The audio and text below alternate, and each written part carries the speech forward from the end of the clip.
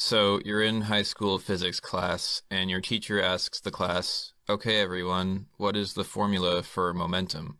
And you, being an eager young physics student, raise your hand and proudly tell your teacher that momentum equals mass times velocity. And your teacher says, "Great job, that is exactly right. Momentum equals mass times velocity." And the whole class claps and cheers for you because you got the answer right.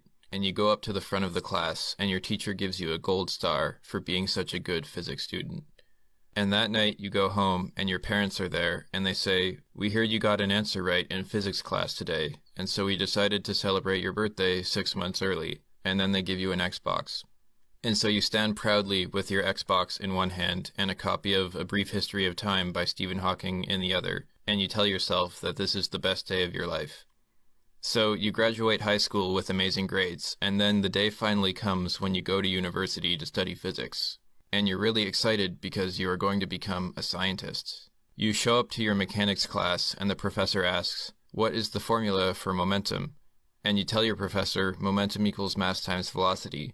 And then your professor gives you an angry look, and she says, "You complete idiot. This isn't some physics class for dumb babies. We are studying rotational mechanics, and in rotational mechanics, an object's momentum is defined using the inertia tensor, which is a symmetric 3x3 matrix that you can calculate by doing integrals over the mass distribution." And the whole class of 300 people laugh at you for getting the answer wrong and for being a dumb idiot.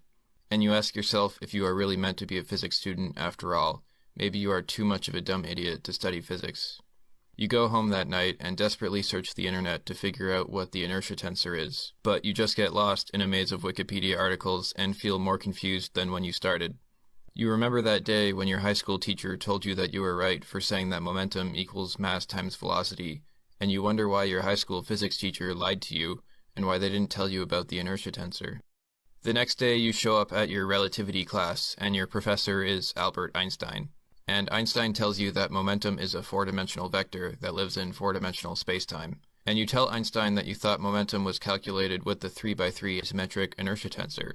And Einstein is like, "Well, technically, rotational angular momentum is a four-dimensional bivector, but that's outside the scope of this course." Later, you go to your advanced mechanics class, and your professor tells you that generalized momentum conjugate to position is defined as the partial derivative of the Lagrangian with respect to q dot.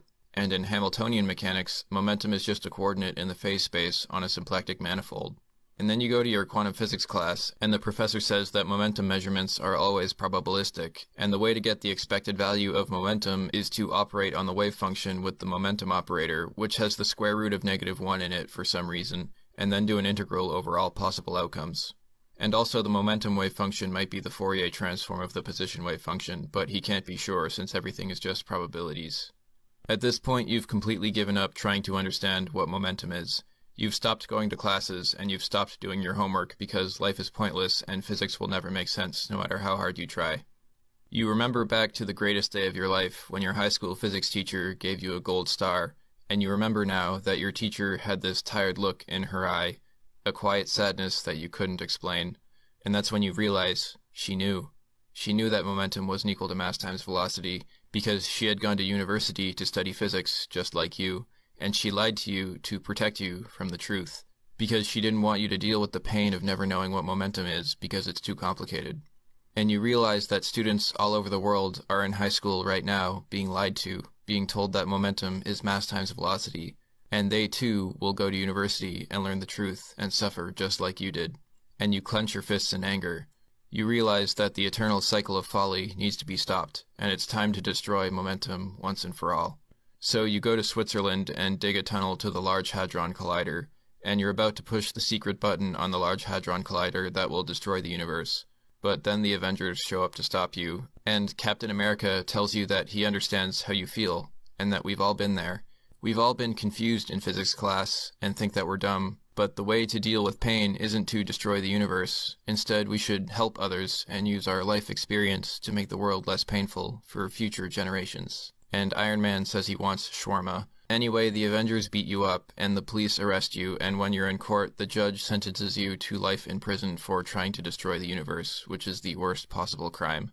So you're sentenced to life in a frictionless vacuum, eternally bouncing off the walls of your cell in perfectly elastic collisions. and all you can think about is whether you should calculate your momentum with an inertia tensor or a Lagrangian or a wave function, and you will never know the answer.